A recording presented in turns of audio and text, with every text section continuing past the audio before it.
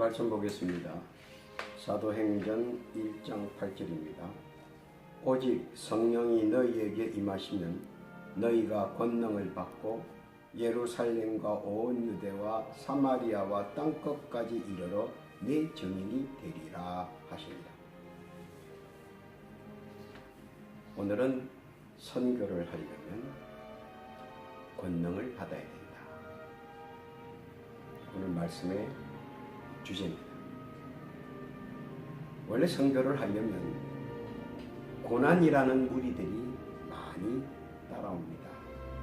이 고난은 내 안에서 만드는 내부적 고난과 밖에서 오는 외부적 고난이 있습니다. 그리고 관계성에서 오는 물리적 고난이 있고 처지와 형편 속에서 찾아오는 환경적 고난이 있습니다. 이런 고난들은 불시에 혹은 시시때때로 생각지 못할 때 찾아옵니다. 그래서 이 고난을 이겨내려면 최소한 피 맺힌 인내와 견딜 수 없을 정도의 고통은 맛봐야 합니다. 그래서 많은 사람들이 선교를 주저하게 되고 선교라고 하는 말이 나오면 두려워합니다. 고린도후서 11장 23절에 보면 내가 수고를 넘치도록 하고 옥에 갇히기도 더 많이 하고 매도 수없이 맞고 여러 번 죽을 뻔했다라고 사도 바울은 선교 고난에 대해서 얘기를 했습니다. 그러나 우리의 선진들은 이러한 인내와 고통을 선교의 지표로 삼고 인내와 그리고 고통을 참고 이겨내며 지탱하고 지금까지 나왔습니다. 그리고 그 고난을 어떻게 성화시켰으며 그 고난을 통하여 어떻게 하나님과 아름다운 조화를 이루면서 선교를 이루었는가, 그것을 오늘 본문 성경의 말씀을 통하여 피차 살펴보면서 은혜를 받기를 원합니다. 첫째는 모세의 고난이 있습니다. 하나님께서 모세를 선교 지도자로 세우려고 하는데 많은 훈련이 필요했습니다. 첫째로 첫째로 모세는 우리와 같았습니다. 하나님을 모른 척했죠. 그래서 하나님이 누구냐고 물어봤습니다. 그래서 출애굽기 3장 14절에 보면 하나님이 모세에게 이르시되 나는 스스로 있는 자니라 이렇게 말씀했습니다. 두 번째는 모세가 뭐를 했습니까? 핑계를 댔습니다. 어떤 핑계를 댔습니까? 출애굽기 4장 10절에 보면 주여 나는 본래 말을 잘 하지 못하는 자니이다. 주께서 주의 종에게 명령하신 후에도 역시 그러하니 나는 입이 뻣뻣하고 혀가 둔한 자입니다. 요즘 사람들이 핑계 많이 대는 말이 있죠. 말을 잘 못한다. 그럴 때 하나님께서는 이렇게 답변하셨습니다. 출애굽 4장 11절에 보면 하나님께서 그에게 이르시되 누가 사람의 입을 지었느냐? 누가 말 못하는 자나 못 듣는 자나 눈 밝은 자나 맹인이 되게 하였느냐? 하나님께서는 이루려고 하시는 사람, 이루려고 하는 일은 이루실 수 있다고 하는 것을 말해줬습니다. 그랬더니 모세는 다른 핑계를 댔습니다. 그것은 뭐냐면 하나님 불순종입니다. 출애굽 4장 24절에 보면 모세가 길을 가다가 숙소에 이르렀을 때에 여호와께서 그를 만나서 그를 죽이려 하신지라. 십보라가 돌칼을 가져다가 그의 아들의 표피를 베어 그의 발에 갖다 대며 이르되 당신은 참으로 내게 피난편이로다 합니다. 이 말씀을 보면 모세는 남에게는 말씀의 척도를 정확하게 갖다 댔습니다.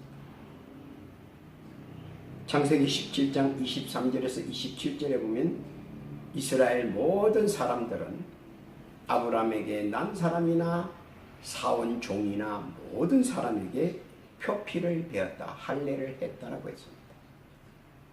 근데 그 할례는 아픔을 찾아오지요. 고통을 찾아오시오.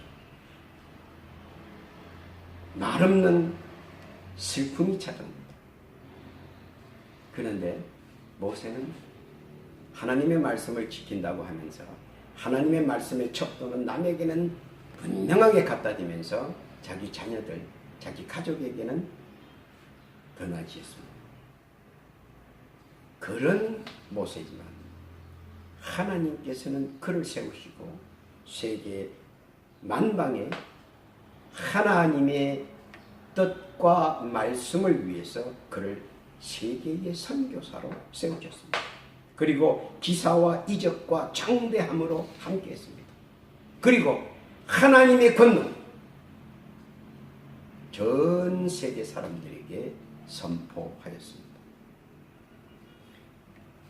모세를 통하여 하나님께서는 우리에게 말씀하시고자 하는 것은 선교의 첫걸음입니다. 하나님께서 기사와 이적을 우리를 위하여 동원해 주신다는 것. 이것을 깨닫기를 바랍니다.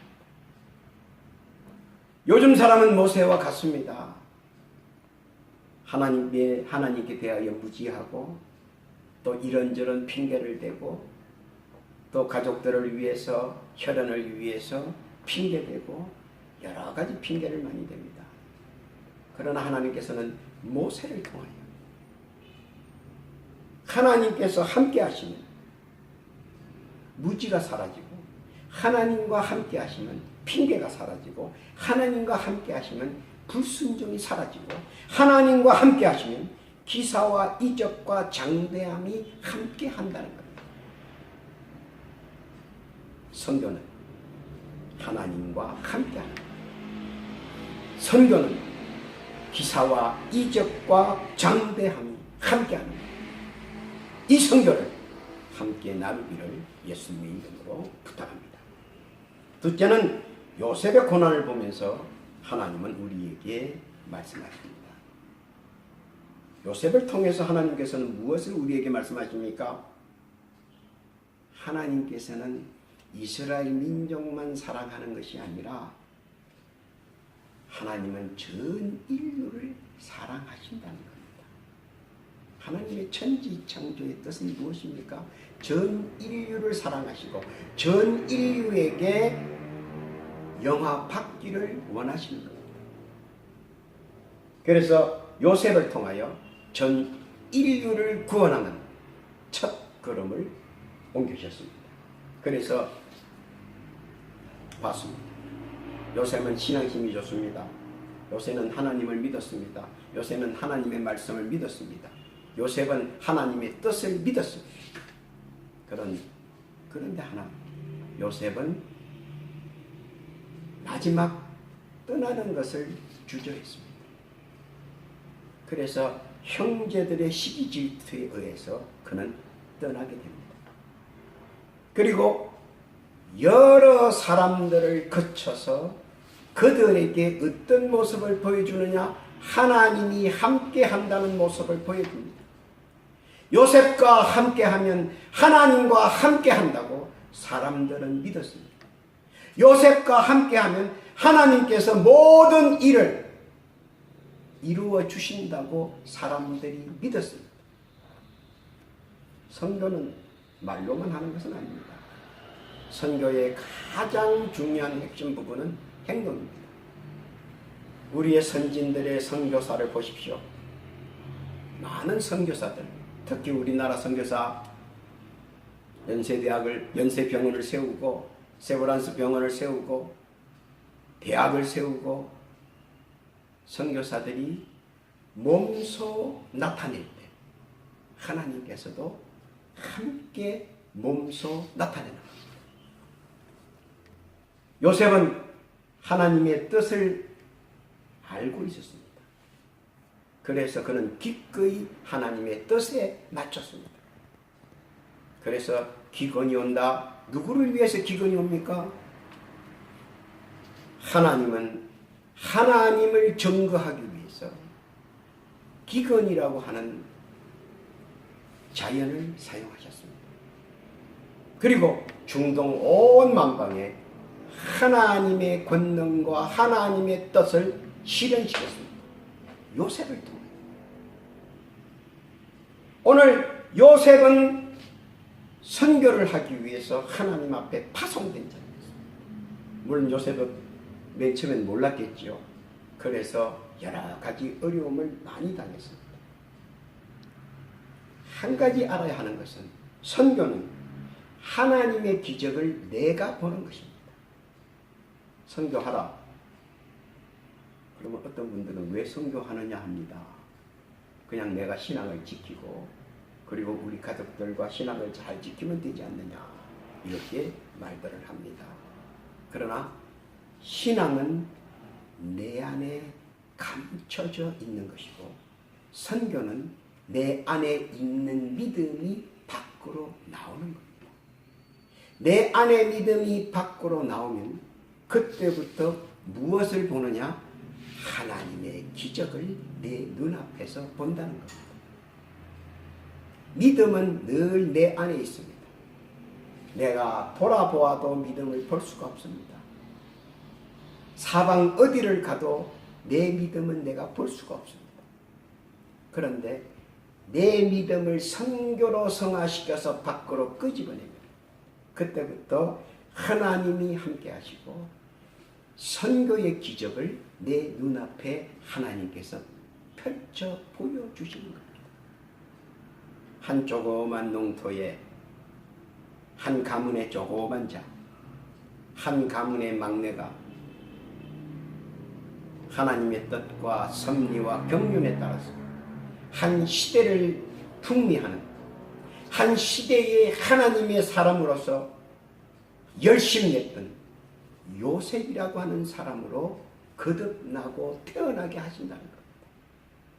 우리가 한번 생각해 봅시다. 요셉이 만약에 그 신앙과 믿음을 가지고 그 자리에 있었다면 그도 또한 하나의 족장에 불과했을 겁니다.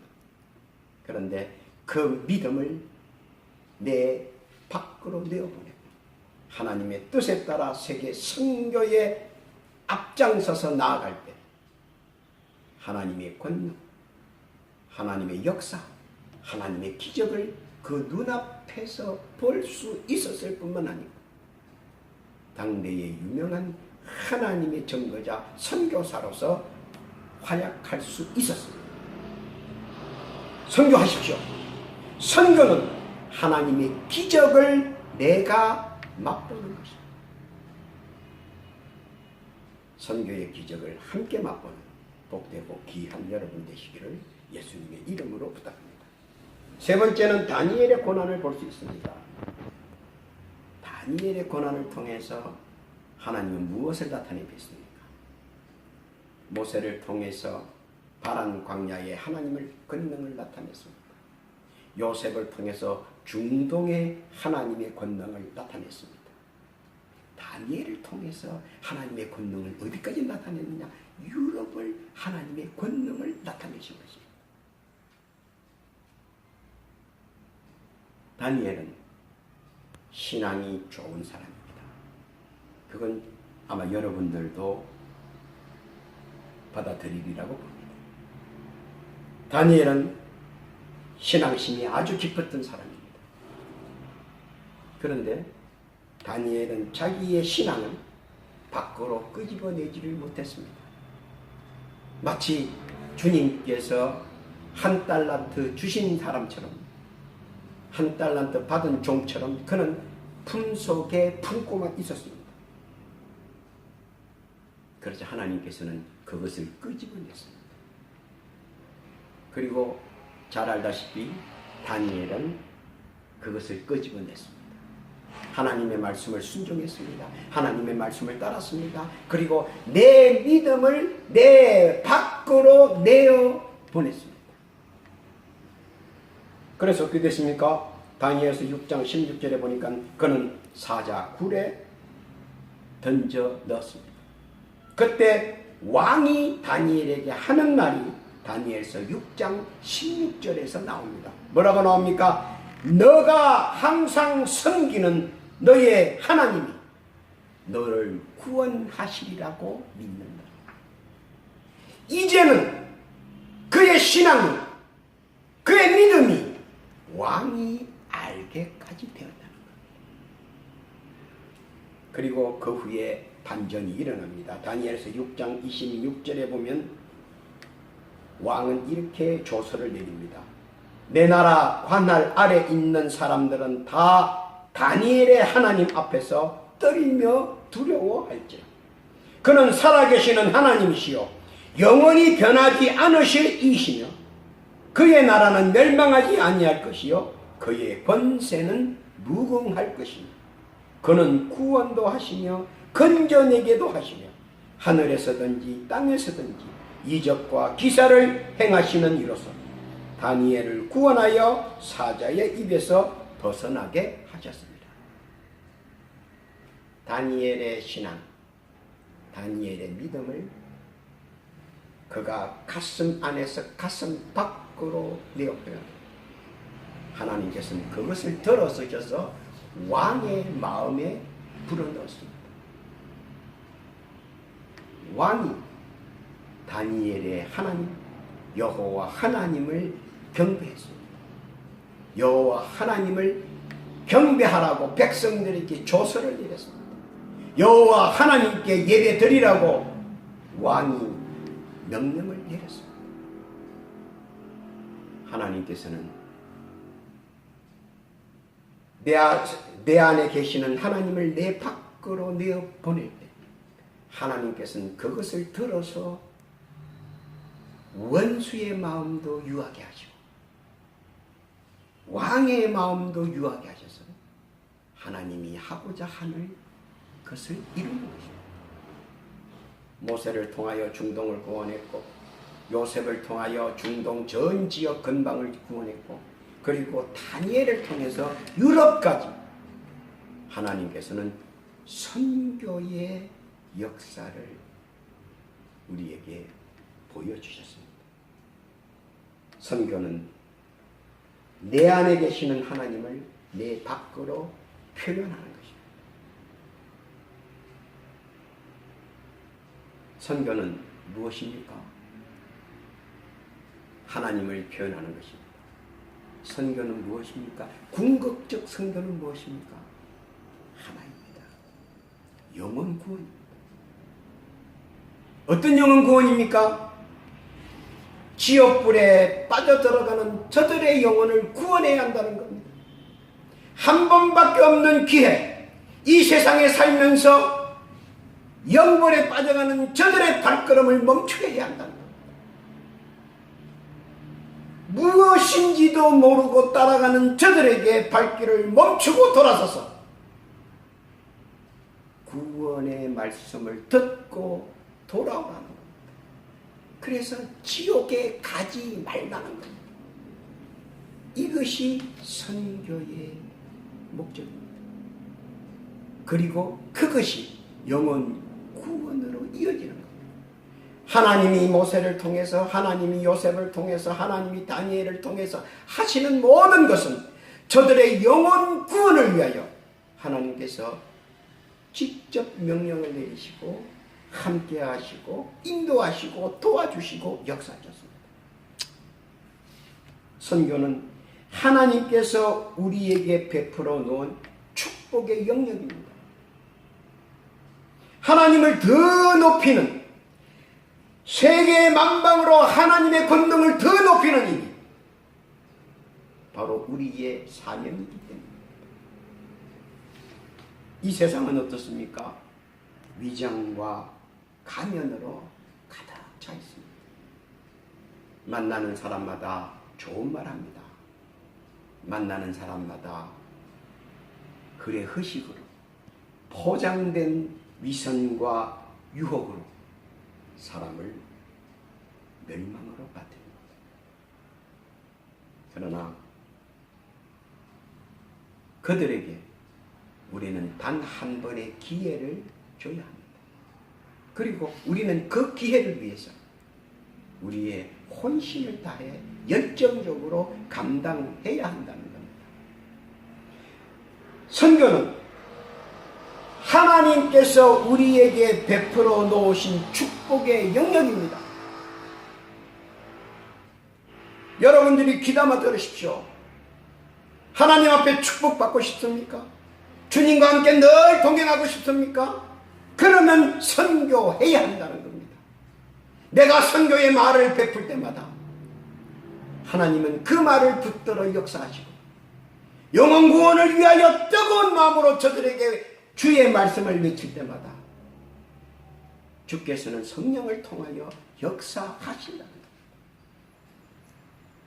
하나님을 더 높이는 선교, 사방 각처로 말씀을 뻗어나서 저들이 가는 길을 멈추고 회개하고 변화받고 돌아와 영혼 구원하고 예수 복음 믿고 그리고 천국을 함께 가는 그런 일에 저와 여러분이 동참해야 한다는 것입니다. 오늘 이 일을 위하여 바울은 스스로 이렇게 말을 합니다. 나는 이 일을 위하여 택정된 사람이라고 그는 말합니다. 그래서 그는 우리에게 선교의 기본 정신을 5가지로 우리에게 요약해서 말씀했습니다. 첫째는 우리는 복음의 빚진 자랍니다. 우리가 어째서 복음의 빚진 자입니까? 복음의 빚진 자라고 하는 건 예수 믿고 천국 가는 것을 우리는 알고 있으나 저들은 알지 못한다는 거예요. 저들이 알지 못함으로 인하여 저들은 지옥에 가고 우리는 천국에 간다는 거예요. 그렇기 때문에 우리는 저들 가깝게는 일가친자, 멀게는 우리 가문, 더 멀게는 우리 국가, 더 멀게는 전 세계를 모든 사람들을 지옥 가지 않고 같이 천국 가기를 원한다는 겁니다. 아주 예수님께서는 쉽게 말씀하셨습니다. 예수 복음, 예수 구원, 예수 천국. 이것에 우리는 빚진 자로서 이것을 선포해야 갚아야 한다. 갚는다는 뜻은 뭡니까? 선교해야 된다는 것이죠. 두 번째는 복음을 위해 택정함을 받은 자라고 합니다. 로마서 1장 1절에 보면 예수 그리스도의 종 바울은 사도로 부르심을 받아 하나님의 복음을 위하여 택정함을 입었다라고 말을 했습니다. 우리는 택정함을 입었습니다. 하나님의 뜻에 의하여 택정함을 입었습니다. 선교를 입어갈 때 하나님의 역사가 함께하고 선교를 입에 담을 때 주님께서 앞서 예비하십니다. 복음을 위해 택정함을 받은 우리는 더욱더 하나님 영광 주의 복음을 위하여 열심히 있는 자가 되기를 원합니다. 세 번째는 뭡니까? 바울은 복음의 천병이라고 말했습니다. 천병은 어떤 사람입니까? 천병은 먼저 가서 죽는 사람이죠. 천병은 먼저 가서 죽는 사람을 천병이라고 합니다. 주님께서는 우리에게 천병이 되기를 원하십니다. 그리고 우리는 천병이 되어야 합니다. 주의 복음을 위하여 영혼 구원을 위하여 우리는 기꺼이 천병이 되어야 한다는 겁니다. 네 번째는 뭡니까? 우리는 복음의 사명자라는 겁니다. 고린도전서 9장 17절에 보면 나는 사명을 받았노라. 우리는 사명을 받았습니다. 이 100년도 안 되는 이 짧은 이 세상에서 영원토록 누려야 할, 영원토록 받아야 할 이 기회를 바로 우리가 이 세상 100년을 살면서 우리는 이 100년의 시험대에서 우리는 정신 차리고 이 100년을 지켜봐야 한다는 거예요. 그 100년 가운데 뭐가 있습니까? 첫째로 선교가 있는 것입니다. 이 선교를 우리가 감당해야 합니다. 그리고 이 선교로 인해서 하나님과 주님과 성령님께서는 삼위일체로 우리를 밀어주시고 막아주시고 함께하시고 이끌어주셔서 우리가 하고자 있는 달란트, 선교의 달란트를 더 많이 수확할 수 있도록 도와주신다. 우리는 복음을 위해서 우리를 죽여야 한다는 겁니다. 요즘은 복음으로 먹고 사는 시대가 되었습니다. 그러나 우리는 복음으로 먹고 사는 시대가 아니고 복음을 위해서 죽어야 한다. 구원은 들음에서 난다고 했습니다. 누가 외칠 것입니까?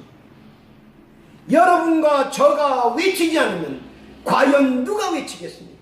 죽어가는 저들의 영혼을 향해 누가 외치겠습니까? 그들에게 한번 기회를 줄 수 있는 예수의 복음을 누가 전거하겠습니까? 누가 외치겠습니까? 막말로 심판대에서 그들이 이렇게 정언합니다. 나는 예수 복음을 들은 적이 없노라. 나는 예수 구원에 대해서 들은 적이 없노라. 나는 예수 천국에 대해서 들은 적이 없노라라고 말씀하십니다. 우리는 과연 우리 주님께서 우리에게 뭐라고 말씀하시겠습니까? 무익한 종아, 무익한 종아, 그렇게 말씀하지 아니하겠습니까? 그래서 우리는 시편 71편 15절의 말씀처럼 내가 청량할 수 없는 주의 공의와 구원을 내 입으로 종일 전하리라. 시편 71편 16절에 보면 주의 공의만 온종일 전하겠다고 했습니다. 딴 것은 우리가 필요 없습니다. 선교의 근본이며 기본이 예수 복음, 예수 생명, 그리고 예수 구원, 그리고 예수 천국. 이것만 우리가 외치면 되는 겁니다. 설명하려 하지 마십시오. 잡다한 얘기로 이해시키려 하지 마십시오. 오직 우리는 증거할 만만 증거하면 하나님께서 들어서 그들의 가슴을 적으시고 그들의 가슴을 울리고 그들의 가슴을 메아리쳐서 그들이 변화받고 예수의 복음이 그들의 귀에 들림이 되고 예수의 구원이 그들의 뇌수를 쪼개고 불붙게 하고 그리고 예수 생명과 예수 천국 그들의 가슴판에 스며듭니다. 이것은 주님이 역사하는 거지 우리가 말로서 역사하는 건 아닙니다. 오늘 주님께서는 우리에게 원하시는 것은 선교하라는 행동과 부르짖으라고 하는 말씀뿐입니다. 나머지 역사는 주님께서 하십니다. 나머지 역사는 하나님께서 하십니다. 나머지 역사는 성령님께서 하십니다. 그리고 그 결과는 우리 눈앞에 펼쳐 보여주신다는 겁니다. 이 얼마나 아름답고 장엄한 가르침입니까? 선교합시다. 죽어가는 저들의 생명을 살립시다. 선교합시다. 예수 복음과 예수 생명과 예수 구원과 예수 천국을 저들에게 가르쳐 줍시다. 저들에게 알게 합시다. 그리고 저들과 함께 합시다. 그럴 때 성삼위일체께서 우리와 함께 하시고 우리와 동행하시고 우리를 예비하십니다. 이런 축복 다 누리시는 복된 선교 보내는 자 가는 자 되시기를 예수님의 이름으로 축원합니다. 아멘. 기도합시다. 하나님 아버지, 전 세계를 사랑하셔서 모세를 통하여 요셉을 통하여 다니엘을 통하여 그리고 우리를 통하여 전 세계에 복음을 증거하시기를 원하시는 하나님, 전 세계에 선교하시기를 원하시는 하나님, 오늘도 우리를 들어 쓰시옵소서.